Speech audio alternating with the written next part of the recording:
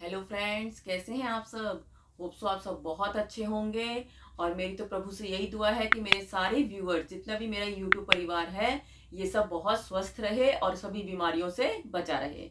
Friends, आज की जो मैं आपको कहानी सुना रही हूँ, वो कहानी ये है कि जिस तरह से अगर हम हमारी कोई मदद करता है तो हमें उसकी मदद को हमेशा याद रखना चाहिए। कई बार क्या होता है कि कोई हम फिर नहीं तो फिर कोई हमारी मदद करेगा ही नहीं। तो इसीलिए कई बार भगवान के रूप में इंसान आ जाता है जो हमारी मदद करता है, और जो हमारी मदद करता है उसके साथ हमें गलत कभी भी नहीं करना चाहिए। तो इसी से रिलेटेड आपको एक कहानी सुनाने जा रही हूँ। तो उम्मीद है कहानी आप सबको पसंद आएगी। पसंद आए तो इसे लाइक और शेयर जरूर करें। चलिए कहानी शुरू करते हैं।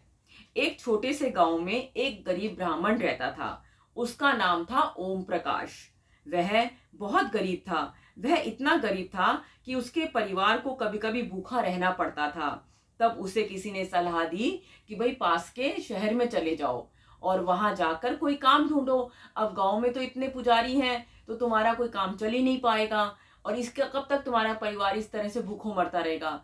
तो इससे अच्छा है कि पास के शहर में जाओ। वहां हो सकता है तुम्हें किसी मंदिर में कोई अच्छे से पुजारी का काम मिल जाए, नहीं तो कोई पूजा पाठ का काम मिल जाए, नहीं तो मजदूरी कर लो। कम से कम तुम्हारा परिवार तो भूखा नहीं रहेगा। तो ये बात ब्राह्मण को बहुत सही लगती है। वो कहता है भाई सलाह तो सही दे रहा है। और ब्राह्मण फिर अपने परिवार से बात करता है, और बात करके अगले दिन वो जाने की तैयारी कर लेता है। अब रास्ते में क्या पड़ता था, पहले ये तो है नहीं कि ट्रेन होती थी या भाई बड़े बड़े ये एयरपोर्ट थे कि चलो भाई जहाज से पहुंच गए। अब जो आम आदमी होता था वो तो पैदल ही जाता था। तो रास्ते में घना जंगल पड़ता था। अब ब्राह्मण जब जा रहा था, चलते चलते शाम हो जाती है, और इस तरह से चलता जा रहा है, चलता जा रहा है, घने जंगल में पहुंच जाता है। अचानक से उसे दिखता है कुआं है, और उस कुएं से मदद करो, बचाओ बचाओ की आवाजें आ रही हैं। ब्राह्मण हैरान, भाई ये आवाज कहाँ से आ रही है। वो इधर देखता है उधर देखता है, उसे कोई दिखाई नहीं देता। फिर उसका दिमाग चलता है कि कुएं में क्यों ना देखूं, आवाज तो इधर से ही आ रही है। वो कुएं में ऐसे झांकता है। झांकता है तो क्या देखता है कि कुएं में बहुत सारे लोग जो है उसकी मदद को चिल्ला रहे हैं। अब उन लोगों में कौन कौन थे, एक शेर, एक बंदर, एक सांप और एक इंसान, और सभी मदद के लिए चिल्ला रहे थे। अब शेर कहता है, हे इंसान, हे ब्राह्मण देवता, हमारी मदद करें। हम सब इस कुएं में गिर गए हैं और इस कुएं से कैसे बाहर आए। हमें हमारे परिवार से मिलना है, हमारा परिवार हमारी चिंता कर रहा होगा। तो कृपया कर हमारी मदद करो और हमें इस कुएं से बाहर निकालो। अब ब्राह्मण कहता है, भाई शेर, तुम तो इतने बड़े शेर हो और ऊपर से भूखे भी हो, तुमने निकालूंगा तो तुम तो मुझे ही खा जाओगे। और सांप इतना जहरीला, ये भी मुझे खा जाएगा। है बंदर, बंदर कहता है, देखो मैं तो तुम्हें तंग नहीं करूंगा, लेकिन अगर तुम हमारी मदद करोगे तो हो सकता है कि भविष्य में हम भी तुम्हारी मदद करें। हम तुम्हारे इस एहसान को भूलेंगे नहीं, कृपया हमारी मदद करें। अब ब्राह्मण सोचता है कि चलो मैं वैसे भी तो बेकार ही हूँ, वैसे ही जा रहा हूँ, क्यों ना इनकी मदद कर दूं और इनको इनके परिवार वालों से मिला दूं, हो सकता है इनकी दुआओं से मेरे को काम मिल जाए। तो फिर वो ब्राह्मण मदद करने की सोचता है, और इधर उधर देखता है, पास में लताएं होती हैं खूब सारी। उन लताओं के साथ अपना जो गमछा होता है गले में जो पहनते हैं, उसको वो बांध देता है गमछे को, और वो अपने नीचे करता है, गमछे को मतलब नीचे करता है खूब बड़ा, और इस भाई ताकि एक रस्सी सी बन जाए। तो सबसे पहले बाहर कौन आता है, बंदर। बंदर बाहर आ जाता है, उसका खूब सारा शुक्रिया अदा करता है कि कहते हैं, इंसान तुमने मेरी मदद करी, हे ब्राह्मण देवता आपने हमारी मदद करी। तो देखना जब भी आपको मेरी जरूरत हो, मैं यहाँ यहीं के जंगलों में रहता हूँ, थोड़ी दूर के जंगलों में ही रहता हूँ, मैं आपकी मदद अवश्य करूंगा। तो इस तरह वह कहकर चला जाता है। फिर शेर चिल्लाता है, हे ब्राह्मण देवता कृपया मेरी भी मदद कर दो, मेरी भी शेरनी मेरा इंतजार कर रही होगी, मेरे छोटे छोटे बच्चे मेरा इंतजार कर रहे होंगे, मैं पास की गुफा में ही रहता हूँ, कृपया मेरी मदद करो। तो ब्राह्मण कहता है, भाई तुम वचन दो कि तुम मुझे खाओगे नहीं। फिर ब्राह्मण कुछ देर सोचता है, चलो मदद कर ही देता हूँ, अब मैंने रस्सी तो बना ही ली है अच्छी सी पतली सी।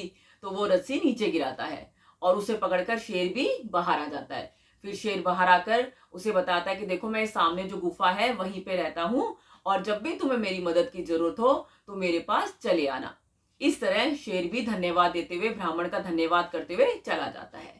फिर सांप चिल्लाता है कि भाई मेरी मदद करो, मेरी मदद करो। वो कहता है, तुम तो डस लोगे मुझे मिल निकलते ही, और तुम तो पतले से हो, बाहर आ सकते हो। कह रहे बस तुम ये रस्सी फेंक दो, मैं इस पे चढ़कर बाहर आ जाऊंगा, तुम इसको कैसे ना कैसे खींच लेना, मैं इस पर लिपट जाऊंगा।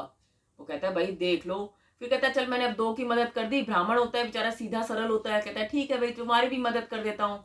वो फिर जैसे ही सांप उस रस्सी से लिपटता है उसकी भी मदद कर देता है और उसे भी बाहर निकाल लेता है।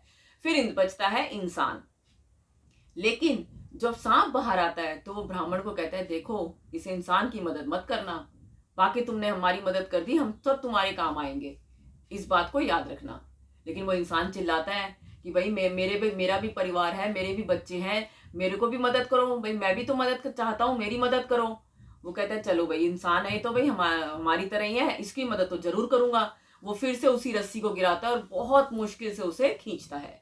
वो बाहर आता है और बताता है कि मेरा नाम अमित है और मैं पास के गांव में एक सुनार हूँ, जब भी तुम्हें मेरी मदद की जरूरत पड़े तो मुझसे मिलने आना। और दोनों कहता है तुम मेरे ही शहर में काम ढूंढ लो, हो सकता है तुम्हें काम मिल जाए। तो कहता है चलो ठीक है। वो इस तरह से उसी के साथ चल चलते जंगल पार कर लेते हैं और सुबह होने तक वो सब अपने अपने रास्ते चल देते हैं। और इंसान भी उसका बहुत धन्यवाद करता है, वो सुनार भी, और कहता है कि आपने बहुत अच्छा किया जो मेरी मदद की। अब ब्राह्मण को थोड़ा सुकून मिलता है और ब्राह्मण काम की तलाश करता है। लेकिन 1 हफ्ता बीतता है, 10 दिन बीतते हैं, आखिरकार ऐसे पूरा महीना बीत जाता है, लेकिन ब्राह्मण को कोई अच्छा सा काम नहीं मिलता। अब ब्राह्मण सोचता है भाई काम तो कोई मिल नहीं रहा, अब यहाँ पे ऐसे भूखों मरूंगा तो क्या फायदा। तो उसे याद आती है अपने दोस्तों की जिसकी उसने मदद की थी। वो कहता है चलो चेक कर लेता हूँ, क्या पता ये मेरी हेल्प करते भी हैं कि नहीं करते। तो वो उन्हें चेक करने जाता है। चेक करते करते क्या होता है फ्रेंड्स कि वो सबसे पहले किसके पास जाता है, शेर के पास। शेर के पास जाता है, शेर गुफा में बैठा, अपने गुफा के बाहर बैठा होता है। उसे देखता है तो पहचान लेता है और उसका धन्यवाद करता है कि तुम्हारी वजह से ही देखो आज मैं जिंदा हूँ। और उसे क्या करता है, कीमती हार देता है। कहते हैं ये लो, ये हार बेच लो और इस हार को बेच के तुम्हें जो भी मिलेगा उससे अपने घर का गुजारा चला लेना। इसके बाद फिर जाता है वो बंदर के पास। बंदर उसे खूब ऊंचे ऊंचे पेड़ों से फल तोड़ के देता है, खूब मीठे मीठे फल, और साथ में कहता है ये लो बांध के भी ले जाओ ताकि तुम अपने कुछ दिनों का तुम्हारा काम चल जाए। अब सुनार सोचता है कि देखो बंदर ने इतने मीठे मीठे फल दे दिए तो इसे 2-4 दिन तो मैं भूखा नहीं मरूंगा, कम से कम 2-4 दिन तक का तो मेरे पास पूरा कोटा है भाई, मैं आराम से अपना खा पी सकता हूँ।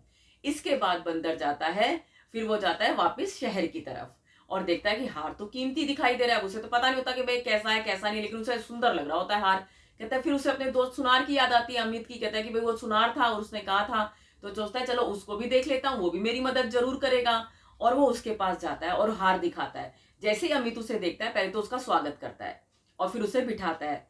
पूछता है क्यों आए हो। कहता है देखो ये हार है मेरे पास और इस तरह से मुझे मिला है, तो तुम इसे बेचकर जो भी पैसा होगा मुझे दे दो, जिससे कि मैं अपने परिवार का कुछ दिन का तो गुजारा चला लूं और अपने पत्नी और बच्चों के लिए तोहफे भी ले जाऊं।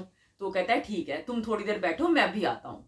और वो उस हार को देखता है पहले तो और उसे बिठा कर चला जाता है। जाता कहाँ है, सीधा राजा के पास दौड़े दौड़े, सीधा राजा के पास जाता है दौड़े दौड़े। कहते हैं देखो ये हार है, कहीं राजकुमार का तो नहीं है इतना महंगा हार, एक गरीब ब्राह्मण के पास इतना महंगा हार कहाँ से आया, मुझे तो पता नहीं कैसे है। और उसको अब राजा क्या करता है, सैनिक भेजता है अपने और उसको पकड़वा देता है। उसको राजा सीधा जेल में डाल देता है। अब जेल में पड़े पड़े वो सोच रहा है कि देखो सांप ने सही कहा था कि इस इंसान की मदद मत करना, मैंने तो इसकी मदद की, इसने मेरे साथ क्या किया, धोखा किया। मेरे से पूछ ही लेता क्या है क्या नहीं, नहीं हार लेना था मत लेता, मैं किसी और सुनार के पास चला जाता। ऐसे ही सोचते सोचते उसे 2-4 दिनों में खूब सांप की याद आती है। तब उसे इतना याद करता है दिल से, तो सांप उसके सामने आ जाता है और कहता है बताओ तुम मित्र क्या हुआ। वो पूरी बात बताता है कि ऐसे ऐसे मुझे डाल दिया, मुझे बाहर निकालो, मुझे तो अपने परिवार से मिलना है। तो कहता है एक काम करो, मैं जाकर रानी को डसता हूँ और रानी को फिर देखने खूब सारे वैद्य आएंगे, राजा वैद्यों को बुलाएगा, राजवैद्य आएंगे, लेकिन देखना रानी को होश नहीं आएगा, और जैसे ही तुम सिर पे हाथ रखोगे रानी को होश आ जाएगा। वो कहता है ठीक है।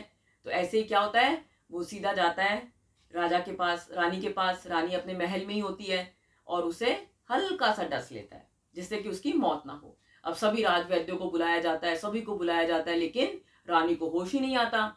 लेकिन वो जो ब्राह्मण है, वो बाहर जो सैनिक होते हैं उनको कहता है कि मेरे को बोलो, राजा को बोलो कि ये ब्राह्मण देवता ठीक कर देगा।